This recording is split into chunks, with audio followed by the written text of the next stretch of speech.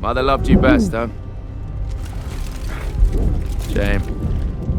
No man fights so fierce as one neglected by his mother. This single line determines Duncan's victory in this episode's excellent screenplay. Get up.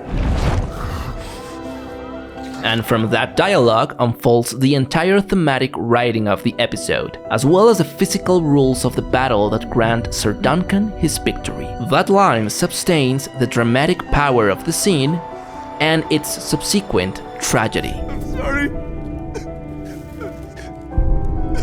In this series, class structure is more important than it ever was in Game of Thrones or House of the Dragon. It is central to understanding the characters. Their nuances revolve around their social position in ways that almost never occurred in either of the previous shows, and this battle maintains its verisimilitude according to that theme: social class, the injustice of their world, and the inner flame that can only exist through the tragedy of being a commoner.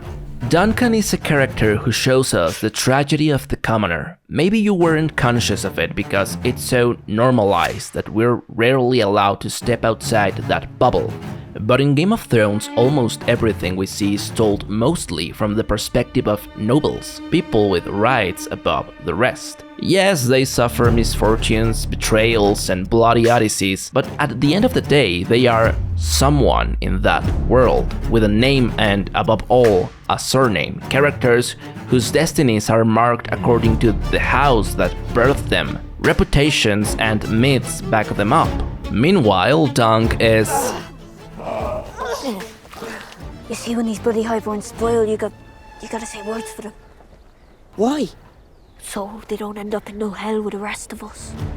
In the Middle Ages, there was an absolute ideological ordinance, the idea of social mobility, of growing, seeking your own fortune.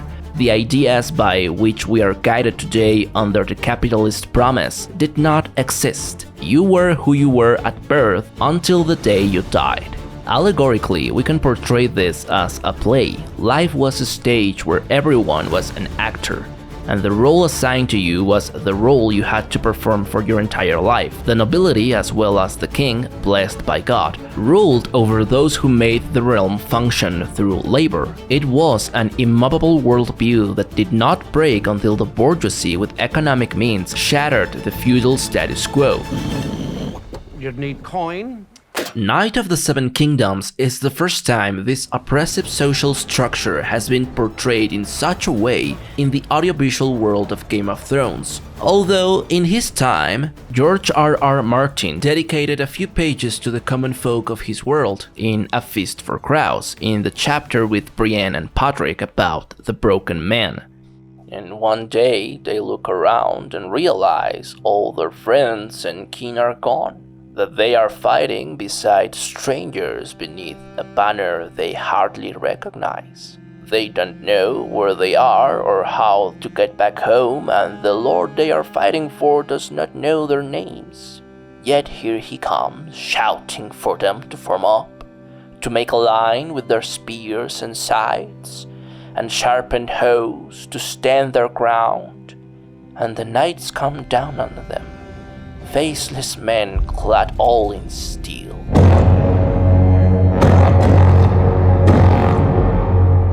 And the iron thunder of their charge seems to fill the world. And the man breaks.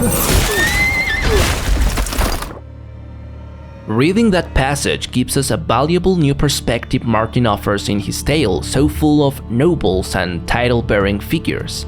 It reminds us that the Game of Thrones is played with the blood of the innocent who keep the wheels and veins of the realm turning.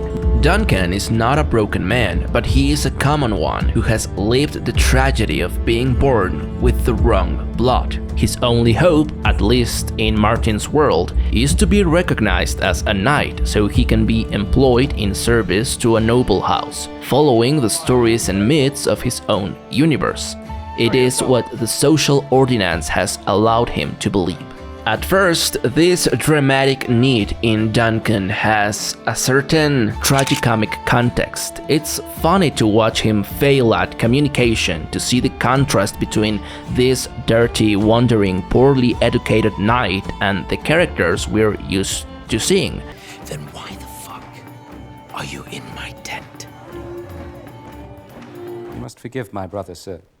His sons went astray on the way here, and he fears for them. So, supper. I trust they will not be found dead.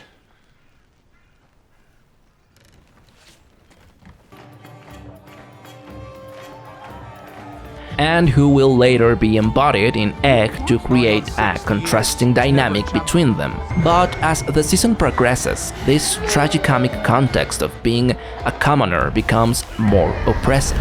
We realize that the heroic luminosity Duncan dreams of, the meritocratic dream he is fighting for by entering that tourney, is blocked behind the immovable wall of feudal ideology. May I ask, sir, as the son of a crabber, came to have the honor of being a knight in the Kingsguard? Same way we became crabbers. Sir Donald of Jaskendale. Yep. His father owns half the crabbing fleets in Westeros. What? His lack of nobility quickly condemns him, and that oppression grows darker, more violent, until it brings us to where we are now.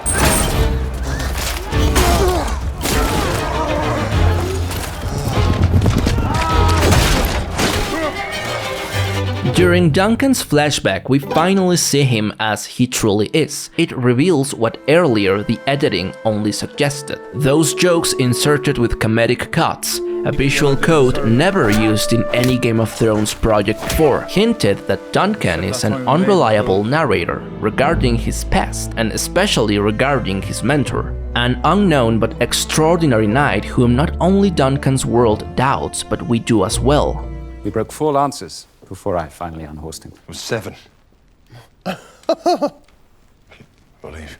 Do not think ill of your old master, but it was 4 lances only, I fear. It is not until this flashback that we are formally and without bias shown the truth of the deterministic pessimism of the inescapable feudal ordinance by which Duncan has lived his entire life. What if it's all shit?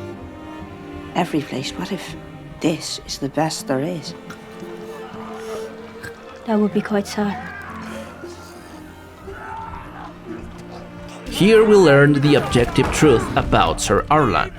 He was a drunken, lost, solitary hedge knight of origins as common as Duncan's. This, of course, does not strip dignity from Sir Arlan's memory. On the contrary, it elevates it through another kind of honor, no longer one dictated and validated by the narrative accepted by the social ordinance, where a knight must have great feats to be valuable and to belong, even as a servant, to the nobility. Instead, it is a more emotional and human truth, that of a compassionate, imperfect, broken man who does the right thing at the right moment.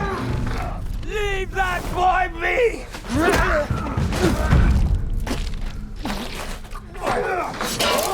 A truth that rhymes with the man who has saved Duncan's life twice in this predicament. I will take the Duncan side. An unmistakably paternal figure who demonstrates what Duncan was always taught to believe. It rectifies the political narrative of gallantry in the nobility, the very nobility Duncan seeks to serve in order to attach himself to it and climb socially. With this new truth, the truest one, Sir Duncan rises, carrying the flame of his desperation to prove his innocence.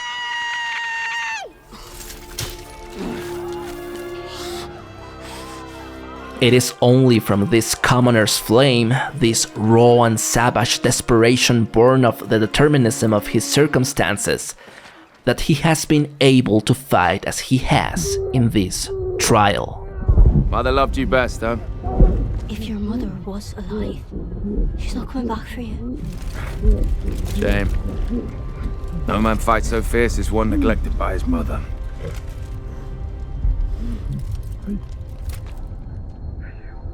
Speaking of resilience and wild spirit, it is very fitting that the direction of this episode chooses realism and violent verisimilitude in the way it portrays the fight. It visually draws Duncan's plebeian spirit. The physicality of this combat is the best use of bodily brutality ever seen in Game of Thrones, and that also carries narrative weight in the script. The early seasons maintained small-scale but rich detail. Armor played an important role in the verisimilitude of scenes and even in resolving certain story beats. It saved or ended lives. But the rhythm of this scene, the desperation and physical brutality the characters reach, surpass even the best fights in Game of Thrones. It strongly recalls the climax of The Last Duel by Ridley Scott, where honor, innocence, and guilt are also at stake, and where violent brutality becomes an irony about male ego, pride, and sense of ownership. Suspense is stretched to its breaking point. The fight is dirty, full of deceptive beats and shifting expectations. Just like the confrontation between Aerion and Duncan, and just like the narrative rhythm of the series itself, it is full of pulses that give and drain hope in exhausting cadences. And above all, it is vital, if it is to be allegorical of Duncan's resistance, that the bodies display a realism of endurance rarely seen in fiction. Rarely do we see the immense resilience of the human body portrayed this way. This fight pushes bodies to their limits and fills them with adrenaline and real stakes. That's why, in the nuance the show allows us to see in Aerion, we witness the fear of someone trained to fight for sport. The noble fears the man rejected by his world. His body is exhausted and he knows he cannot keep fighting this desperate commoner. It's a very human nuance that strips away his calculated villain label and reduces him to a spoiled boy who has taken his pride too far. For a few seconds, you pity him for his mistake. Meanwhile, Duncan keeps rising with far more wounds than his opponent because his nature, shaped by a world that has taught him never to stop, is to keep getting up. Once again, the determinism Lyonel points out is reflected not only thematically, but in the physical rules of the world and the battle itself. However, as we mentioned, the beats of this story move in overwhelming cadence. This is a cruel world, and this character, whose origin is revealed here as tragic, must end his foundational arc accordingly, with his world reminding him that to be the knight he wishes to become, he must continue facing the tragedy of having been born common, because the moments when life demands, in blood, that he keep rising are not over yet. Get up! Get up! Your guys, get up, sir. Get up, sir. Get up, sir! Get up! Sorry. I'm sorry. Get up.